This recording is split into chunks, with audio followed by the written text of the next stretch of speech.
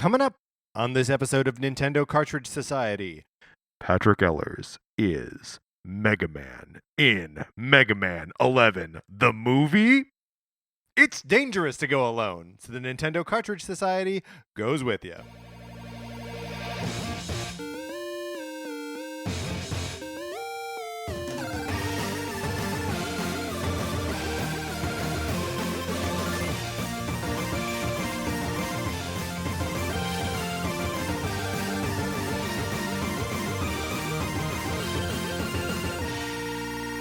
Well, welcome to Nintendo Cartridge Society. My name is Patrick Ellers. I am joined, as always, by my co-host, Mark Mitchell. We have got a good show for you today. We're going to be talking about the news from the week, including Skybound Games resurrecting The Walking Dead and the announcement of that Mega Man movie. And then on Thursday, come back because we are going to be predicting the Switch revision.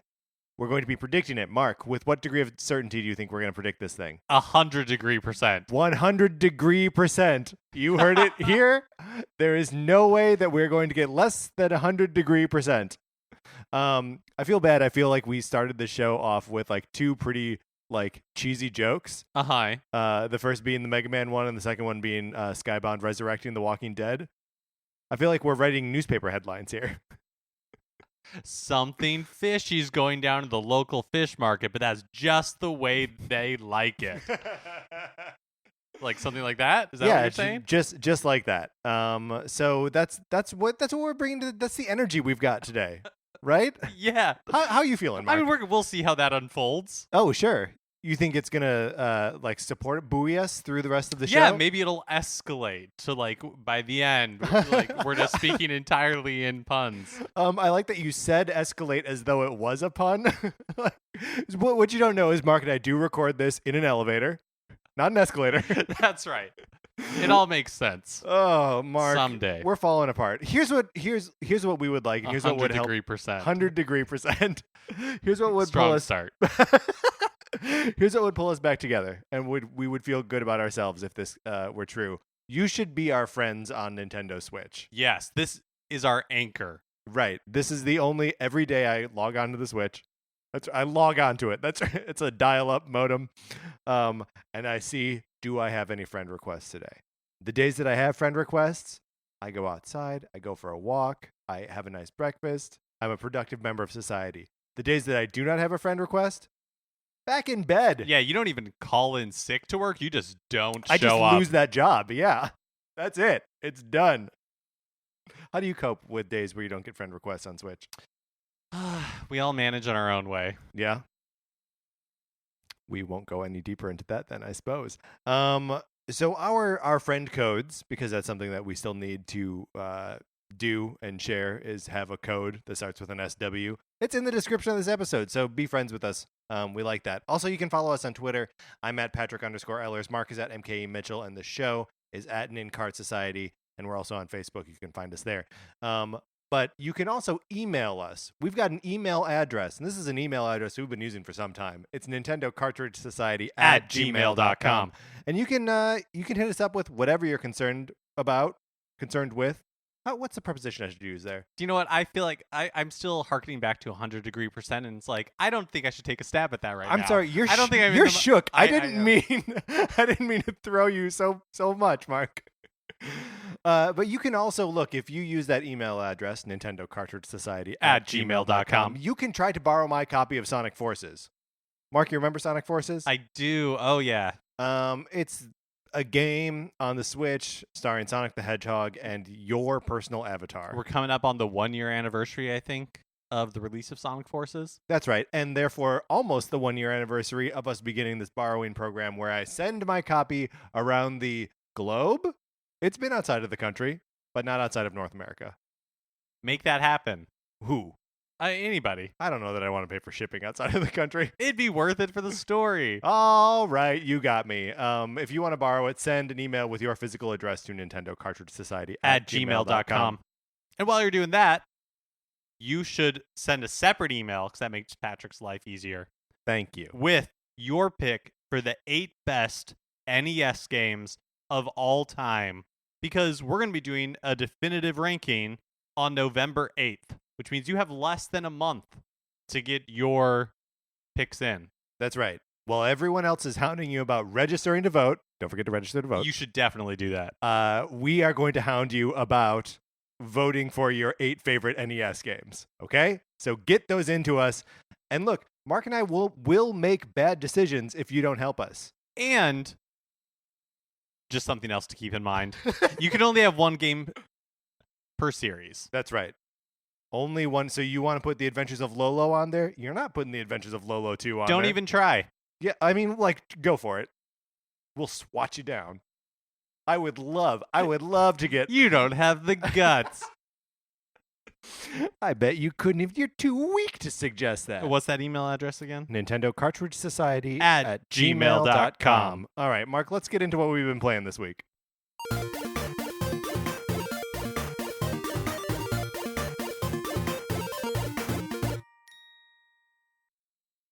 And let's hope that this segment is like turning over a new leaf.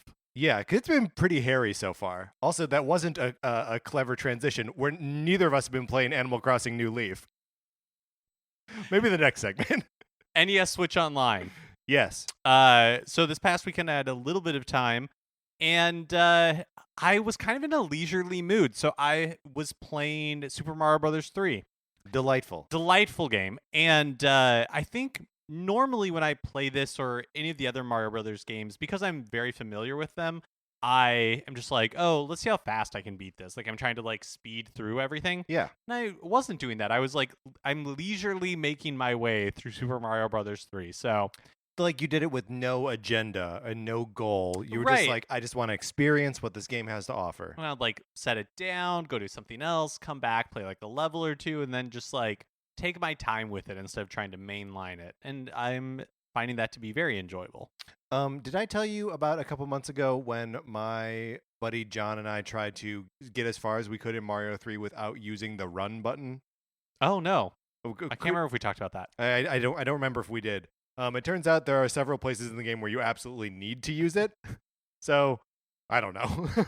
It lasted until about World 2, where the pyramid part of World 2, there are just blocks you have to break, like that are vertical, so you can't get under them to break them. You just have to carry like either a shell up there and throw them, or hit it with the tail. But all of that is using the B button. Oh, sure. Oh, so it's not just running; it's using that button at all. You can't throw fireballs. You can't swing that tail around. You can't run, and you can't pick up stuff. Yeah. Huh. That doesn't sound like that much fun. Here's the thing. When you could do it, it was fun, or at least like an interesting way to like repackage a game that you have played a bunch of times. But yeah, it is slower. I won't argue with you there. And yeah, you can't run, so you also can't fly. Like, there's a lot you can't do. I've also been checking out Arena of Valor. Yeah, tell me about that. So I actually played it last week when it first came out, but forgot to talk about it. It's a free-to-play MOBA. I guess if you've ever played League of Legends or have heard of League of Legends or are familiar with it at all, this is basically League of Legends. Right. But I'm having a ton of fun. I played some League of Legends, but I never had I had a Mac, and it was an older MacBook, and so it never ran that well. Yeah. But what I played of it, I enjoyed, and I have been, again, this is basically just League of Legends, and right. I've been enjoying it. It's fun. It's fun to jump in for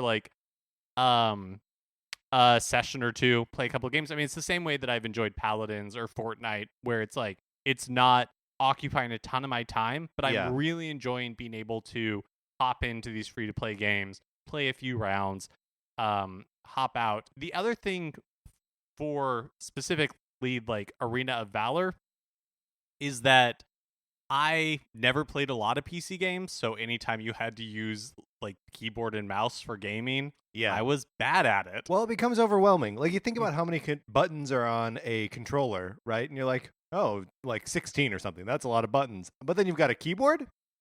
Keyboard's got like 100 buttons on it. So Arena of Valor, it's optimized for consoles, if nothing else. Like, I am finding it much easier to wrap my head around the controls because the options are limited. Yeah. How are you finding like the level of competition that you're encountering online? I have look. I mean, like, I'm not You're a savant, of course. I'm not a super elite player. But I have found it to be fine. Like I end up winning more than I lose, but by like a small margin. Yeah. So it seems fairly well balanced. The game is a little buggy. It seems better this week than it did the initial week when I like first downloaded it. There were just like things that were missing. Like there, like when you're waiting it for load, there'll be like there aren't a lot of loading screens, just like a little like tidbit about the game or like a helpful hint or tip or something. Press the pause button to pause the game. Exactly. But instead there would just be error messages occasionally. Or sometimes like the background image 505 tip not found did not load. And so it was just like clearly had been blown up way bigger than the resolution of the image itself, just like a question mark, because it was like, oh, this image was just not found. Oh, no. And they didn't account for this. The game itself, once you got into it that first week, was totally fine. There were just a lot of those hiccups. I didn't experience that at all this week, so maybe they cleaned all that up. Does it mean that it's pulling those like tips and stuff from like the server, and they're not actually like in the game? Well, like as downloaded on your Switch. Yeah, I seemingly. That's so weird. I mean, and it didn't do it like sometimes it displayed it correctly, just like occasionally it wouldn't. So I realized when I said press the pause button to pause the game, I think that's a joke that's actually in the South Park game. That like as it's loading, it gives you like joke tips, like super obvious video game tip, like talk to all the people in the town to hear what they have to say. So I've been playing Super Mario Party, which I did pick up on Friday, because I was at Lake Arrowhead with some friends for the weekend for Ryan Mogie's birthday. And so we got together and played some of Super Mario Party, which there are so many different like ways to approach what Super Mario Party has to offer, that there's like it doesn't matter like what group of people you're with, like you're going to find a way that people are going to like want to engage with it. We spent probably most of our time doing the raft game, where you're like going down a river in a raft together, and the four characters have to like row this boat and navigate this river in enough, like you have a certain amount of time, and you pop balloons to play mini games to get more time, and all the mini games are cooperative, and all of that leads to, you know, I really like the cooperative element of that, just because, you know, like it's fun to do the sort of competitive stuff where you're screwing each other over and you know, like actually playing the board game, but it's you know, nice to not be like at your friends' throats the whole time, or like to be yelling at them because like they're not pedaling the right way or steering the way that like everyone is just shouting at each other, right? And there's this one there's one mini game in particular in the rafting game where all four characters are standing around like a fishing net, and you all have to like yank the controllers up at the same time to like throw like fish cheeps out of the water, and it's the most like precise timing on any like motion thing in the game, and because you all just have to do it at the exact same time, and so you have to like you just get into this like rhythm of chanting like and go and go, and soon everyone in the room is like chanting and go, and yelling at each other. I really had a great time playing Super Mario Party. It I think requires a room full of people, which maybe isn't a surprise, or maybe, you know, if you want to get Super Mario Party to play by yourself, don't. If you want to get it to play online, don't.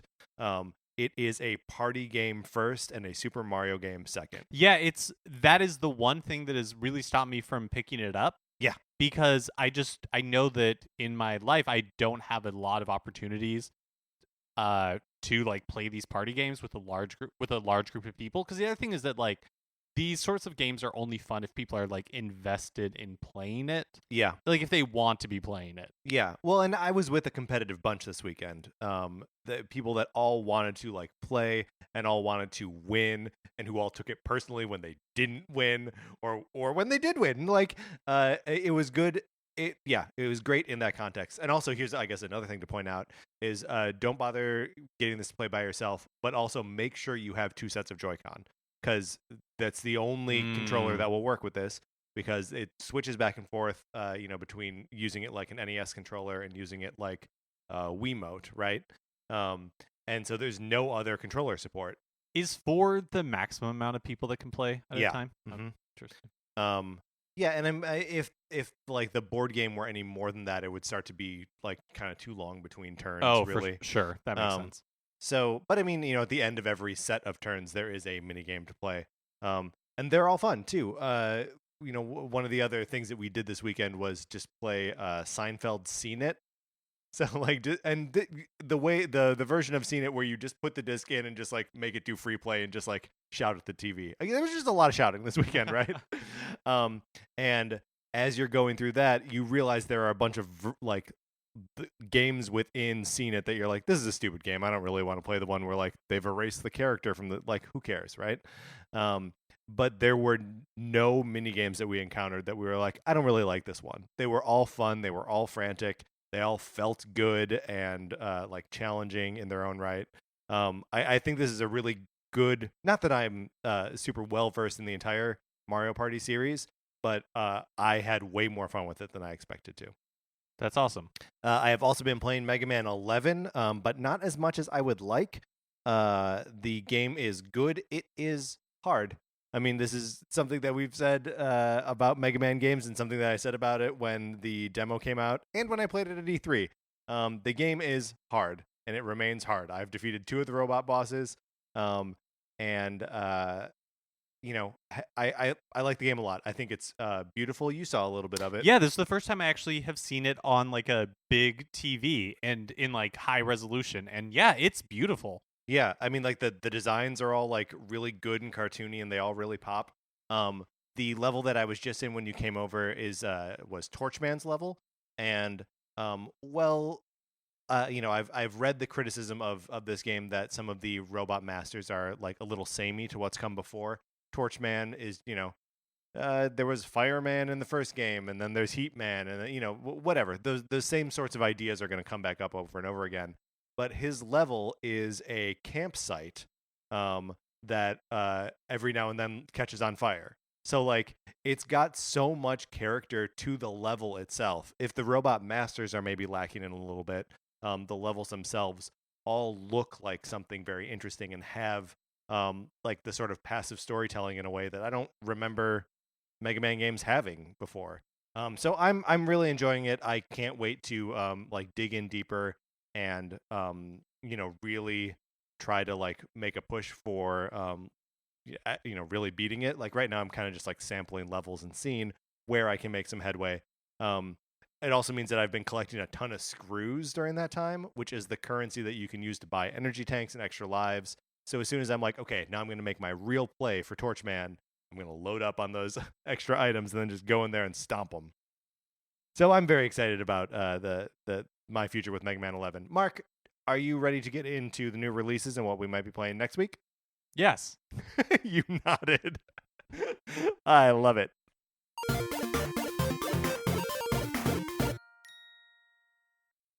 All right, today, October 9th, Mark of the Ninja Remastered is coming out. Now, I have to admit that I confused this a little bit with The Messenger. Oh, it is not The Messenger, and it's also not Wrath of the Black Manta, which is what I confuse it with, which is an old NES game. If it appears on our list of 8 best NES games, we've all failed. Do you know anything about Mark of the Ninja? It's one of the original indie games, I think. I think it showed up on like the Xbox Arcade back in the day, and then this is a remaster of it. Okay, so it's one of those like elder statesmen of the indie genre finally making its way to Switch. Yes, I believe so. And then tomorrow, October 10th, those NES games for NES Switch Online are coming out. So Solomon's Key, NES Open Tournament Golf, and Super Dodgeball. I'm interested in playing all of those games. But the only one I've ever actually played before is Super Dodgeball. Do you know what I'm interested in is how is the homepage for the NES Switch Online going to update with only 3 games? Are they just going to have like empty spaces? That's a good question. Are they going to be huge? Because you know how right now it's, what is it, like 3 rows, and they're not all the same number of games. So like one row is like taller, and like because there are fewer games in it. Oh, I didn't realize that's how that was working. Did you know that you can reorder that list? Yeah, you can like grab one and just like move it around if you want. I did not know that. So who knows? Certainly not me. And then on Thursday, October 11th, Child of Light Ultimate Edition is coming out. This is the first time Child of Light has shown up on Switch, right? I believe so, yes. The like Ubisoft R 2D RPG type thing? Yeah. Okay. And then on Friday, October 12th, Luigi's Mansion 3DS and The World Ends With You Final Remix on Switch. What of these games are you interested in picking up? So Mark? I think I'm buying The World Ends With You Final Remix. Yeah. I am guessing I'm going to play it mostly in handheld mode with like the touch controls. Yeah. As God intended. I'm excited to finish The World Ends With You. I don't know. I'm also kind of maybe waiting to see what reviews are like, because this game is available in so many different iterations that if the Switch one turns out to be not that great, I will just buy it a lot cheaper on iOS. I do think it's funny that you're waiting for it to come out on Switch, though. Well, I just want to make sure that it might be the definitive version. Because I guess I'm willing to pay. Wait a second. Am I a sucker? Yes. Mark, we're both suckers, obviously. What about you? Are you getting Luigi's Mansion on 3DS? I don't think so. Here's the thing. There was a second where I was excited about it, where I was like, ooh, I can get into Luigi's Mansion. And then I was like, I didn't even finish Dark of the Moon. Why wouldn't I just play that? It's got more mansions in it. Yeah, which some people don't like. Some people do not like the multiple mansions of Dark of the Moon. Here's the thing. If you want to just play one mansion, you could. You can. You don't have to play the whole thing. I guess that's what I worry about, is that the original Luigi's Mansion is a cool game, but it is pretty short, right? That's my memory of it, yes. Like, you can get through it in like 4 or 5 hours, which I guess then I'm done with the game and I can move on. Which is very rare. It's very rare. Moving on. All right, great. Speaking of moving on, Mark, let's move on.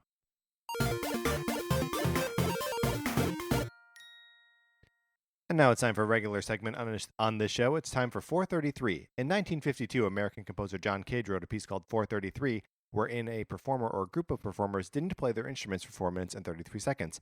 For the purposes of this show, our instruments are talking about Nintendo. So, for the duration of one performance 433, Mark and I will talk about something not at all Nintendo related, thus fulfilling the contract of the piece.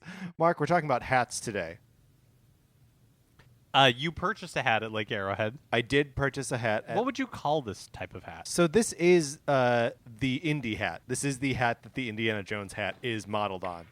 It is a Pendleton hat. Oh, okay. I tried it on in the store. It's an extra large because I have a bulbous head. But I tried it on in the store, and it looked, Mark, great on me. And I was like, Colin, do you see this hat? And he was like, oh my God, you have to buy. This is my Colin impression, I guess. He said, you had to buy that hat. And, we were talking about it, and the hat was kind of expensive, right? Well, it's a Pendleton. It's a Pendleton. And we're like, oh, does it, these items over here are on sale. Does that sale also hit this hat? It didn't, did it? Well, here's the thing. The salesman came up, and I was like, does this hat, is it on sale with the rest of the stuff? And he's like, no, but we saw you trying it on and offered me the 30% discount on it. And so I had to. It's like a used car dealer. What do I have to do to get you? You look great in that hat. What do I have to do to get you in that hat? Here's the thing. I do look great in this hat. I mean, you do. You really do. You pull it off. See, I do not wear hats. Not at all. No, my head is just, it's not shaped for it. I have a very, I have a small head. Yes. And it's thin. And hats are just not made for that. Right. Hats are made for round heads. Yes. Not cylinders. That's right. You're like Bert and I'm like Ernie. Yeah, in this regard. Yeah, no, absolutely. So has there never been a hat that you that? No, don't get me wrong. I have purchased hats in the dim hope that this would be the hat that looks good on me. It does not. At one point, I purchased a hat very much like this one, and I looked terrible in it. The thing that I worry about with this hat is that I don't think it works with every like article of clothing. Like I think I had to dress a little bit for the hat. Yes, I absolutely agree. And so like I started to go through my wardrobe in my mind, not physically. I'm a maniac, but I'm not that kind of maniac just yet. And maybe this is like a Twilight Zone episode, and like the hat drives you to a mania. I love it, but it's what a good mania that would be. That just makes me like pick out the clothes that make me look like Indiana Jones and separate them from the clothes that don't make me look like Indiana Jones, and say I don't need these non-Indiana Jones clothes ever again. Yeah, a lot of earth tones are in your future, I think. Yeah, I think that's probably right. I think I own some earth tones, so it should be okay. Now I'm trying to picture other hats that you own. Beanies for sure. Yeah, but I wear those in the wintertime when it's cold, and we don't always get that here. Well, it gets LA cold. Like, you could definitely wear it if you wanted to. Yes. And people wouldn't be like, that's crazy. Right. Well, especially because, like, people will use any opportunity to, like, wear boots, right? Like, or yeah, and as soon as it hits 70 degrees, I'm like getting my jackets out, right. I'm like getting my coats out. Right. We're already maniacs, I guess is what we're saying. So yeah, I have those, and then I have two like baseball style hats. One that I bought at a surf shop in Hawaii called Strong Current, and I bought it when I was living there, but refused to wear it until after I left. And then another one, which is a baseball hat with the logo or the mascot for the Chunichi Dragons, which is a Japanese baseball team that I think has a cute mascot. Have you ever bought like a novelty hat from like Disneyland or like with ears park? You mean? Or? Yeah, or just like any of those hats that you are going to maybe wear while you're there, but will never wear ever again. I don't think I've ever bought one like that, but like, I'm not above putting a Burger King crown on my head, or like the paper hat that they give you at like Johnny Krispy Kreme? Rockets. Do they give you at Krispy Kreme? Yeah, absolutely. In fact, those are maybe one of the few hats that look okay on me, because I could have been a soda jerk in the 50s. Sure. I'm like spindly. I mean, I think if you need large like arachnid arms, right, to like pull the levers. I think if you applied yourself, you could still be a soda jerk today. Ugh, but then it would be at like a novelty, Oh, sure, like Saved by the Max. The Saved sure. by the Bell. Yeah. Yeah. Or, like one of those, I don't know, like on Larchmont or something. I find Larchmont to be very pleasant. Yeah, it's fine, whatever. I mean, I don't want to spend any real time there. That's more like a place you go when... Well, I guess we'll never know. I guess we will never know. We were accompanied today by an ensemble at the Musical Instrument Museum in Phoenix. Okay, Mark, let's get into the news.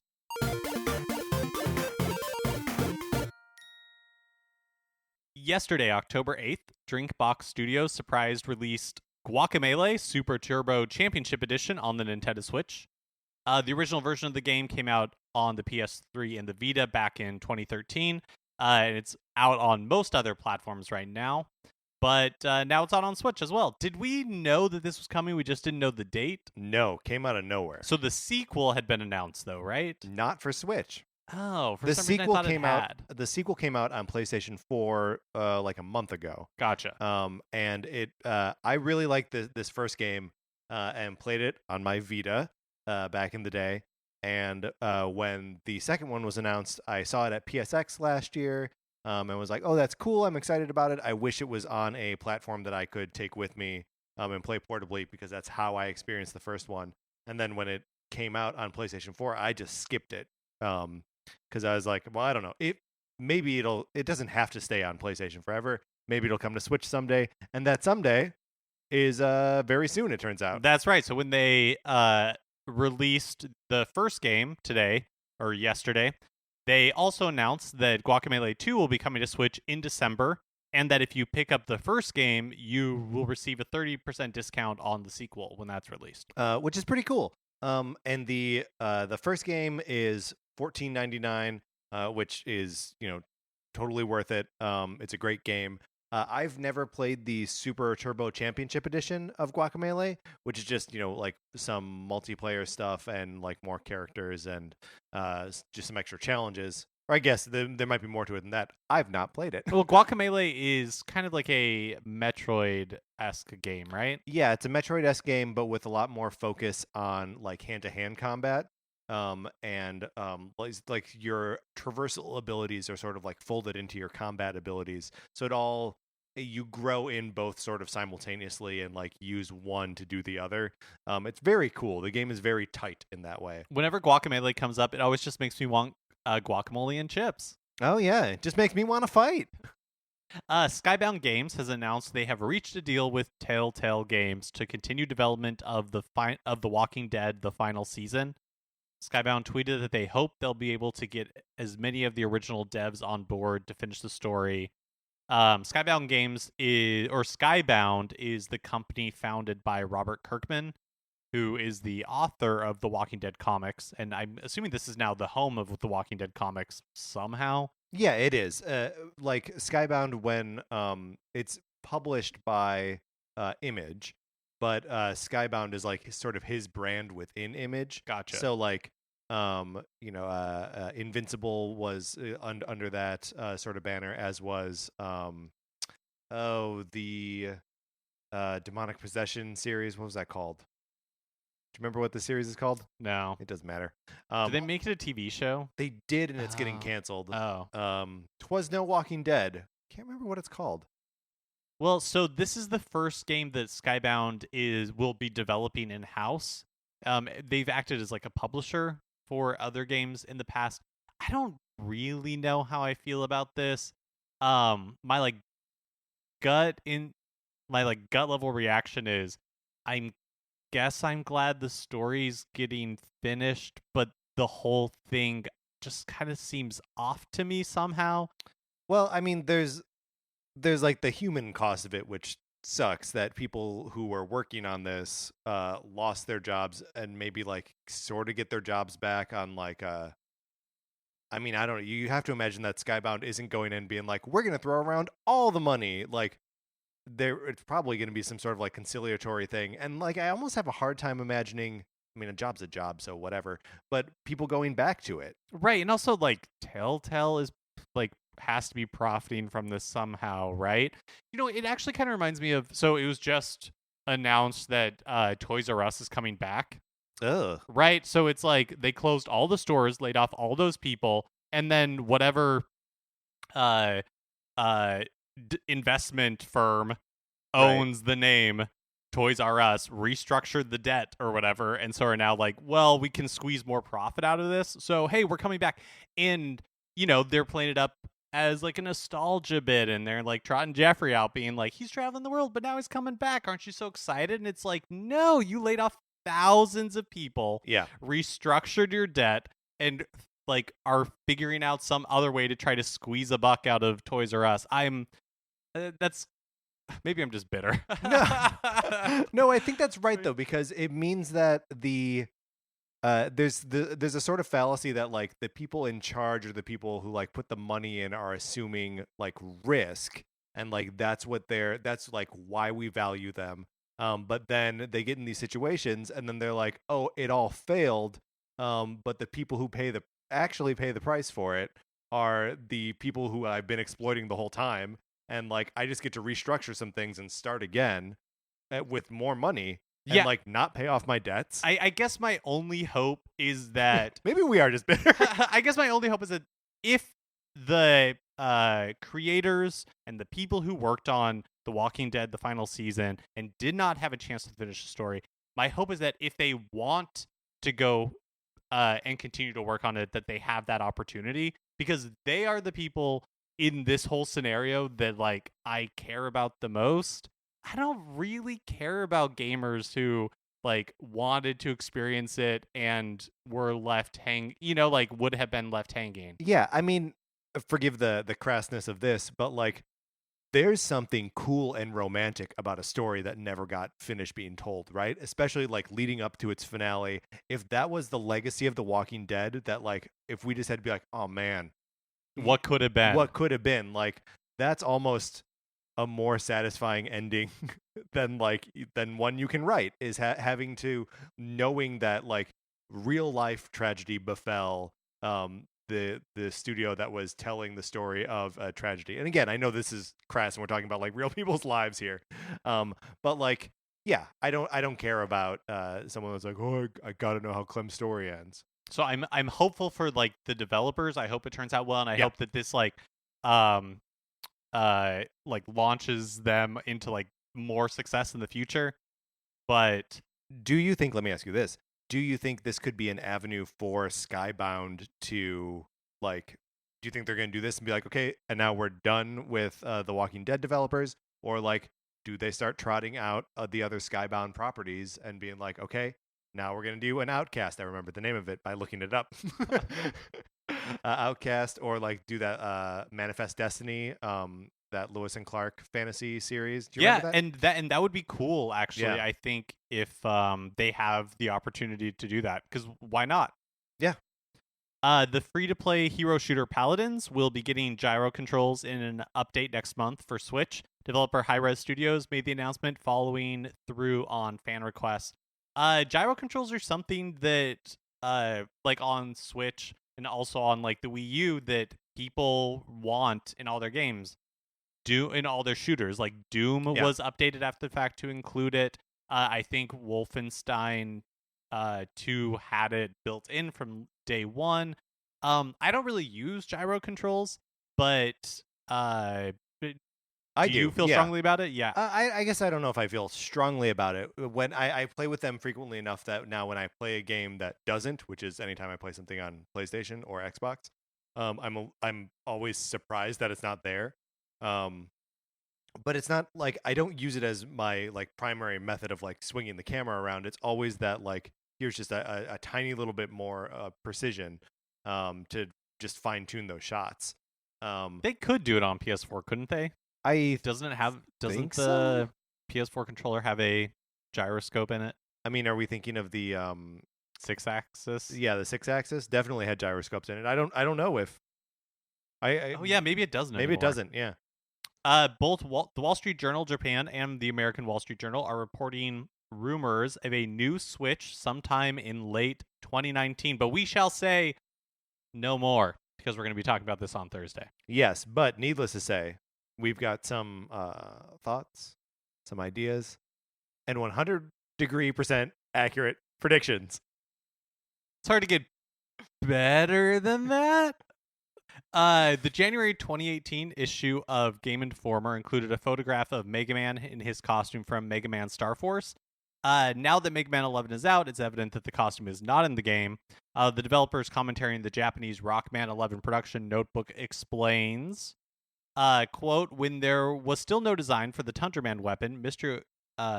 Ueda created a shooting star style that Star Force model as a placeholder during development. It seems the magazine journalist that came took a photo of it. Sorry for confusing fans. We blame Ueda. Which I think is cute for them to blame Ueda.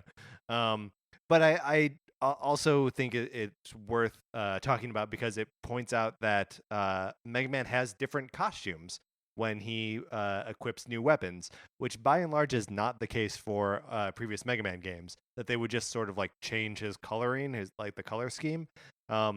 And like they're all like that. He has different headgear, and like the actual arm cannon looks different when he has these weapons equipped. So that's, I don't know. I think it's neat, a neat little like extra detail in these games. And Mega Man Star Force is a real-time tactical RPG, and we've not seen an entry in the franchise since 2007. It was just 2 games. So not a hint that Star Force is coming back or anything like that. You ever play any of these games? No. I was reading about them earlier today. They don't look great. I didn't even know it existed. I'm surprised at how many like Mega Man spin-off type things there are. Tons of them. Speaking of Mega Man, this week Capcom announced the development of a live-action film adaptation of the series. written and directed by Henry Joost and Ariel Schulman. There is a 0% chance. 0 degree chance. 0 degree percent chance. Yes, that's right. 0% chance this is any good, right? Yeah, live action Mega Man game? What does that even mean? No, Mega Man movie. Mega Man movie, sorry.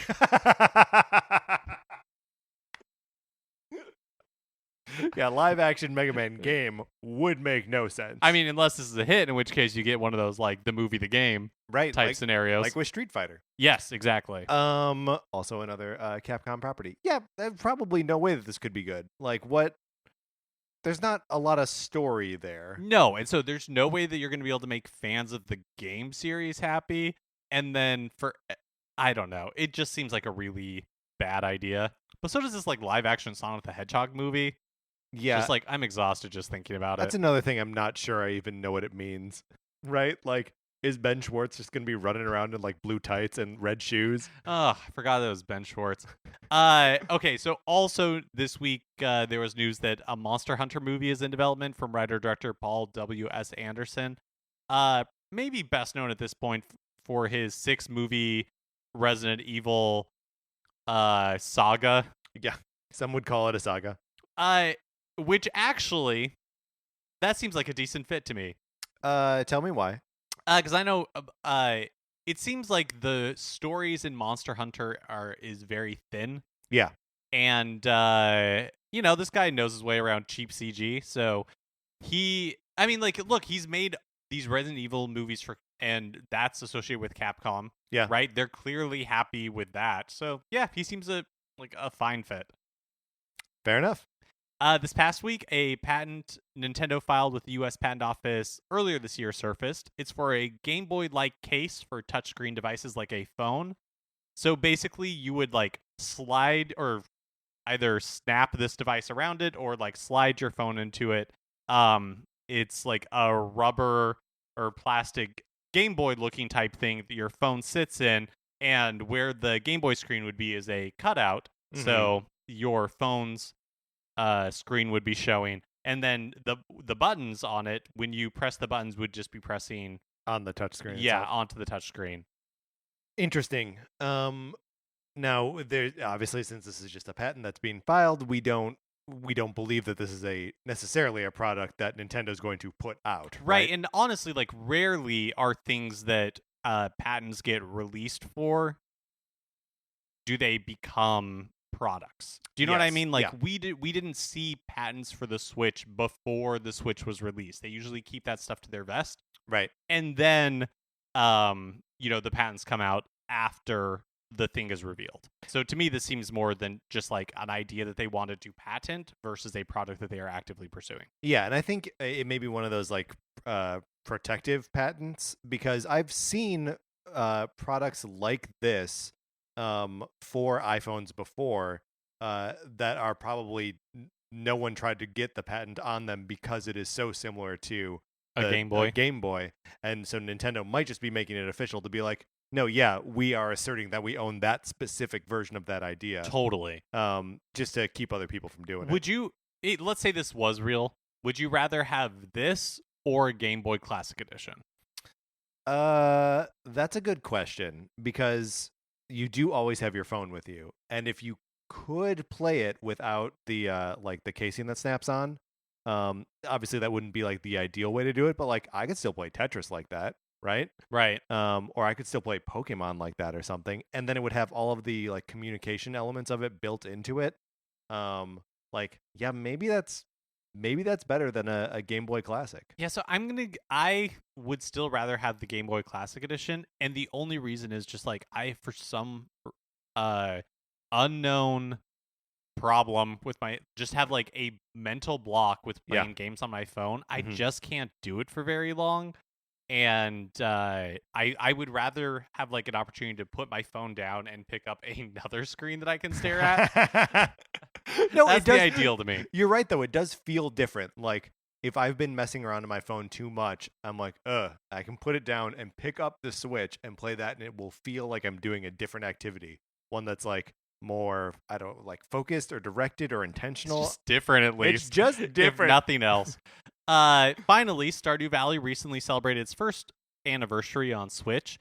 As part of that, on Twitter, developer Concerned Ape revealed the game's multiplayer update is currently in QA for Switch, which means we will hopefully hear about it soon. I am excited for that, Patrick, because I think it's a great opportunity for you to jump into the game and for us to check it out together. I look forward to that, Mark. Let's get out of the news.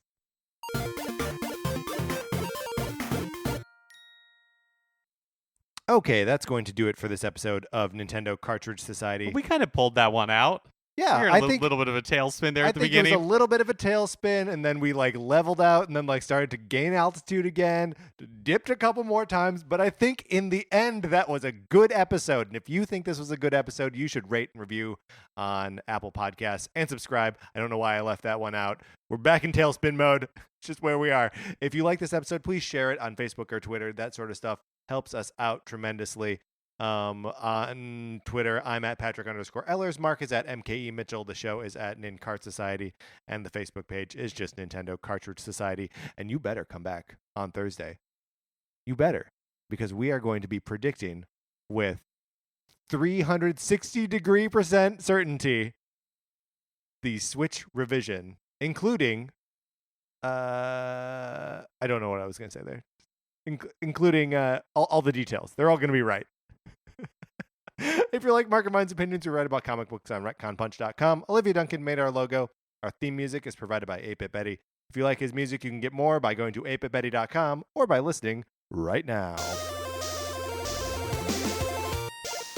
For my co-host, Mark Mitchell, this is Patrick Ellers saying, we got through this one. Thanks for listening.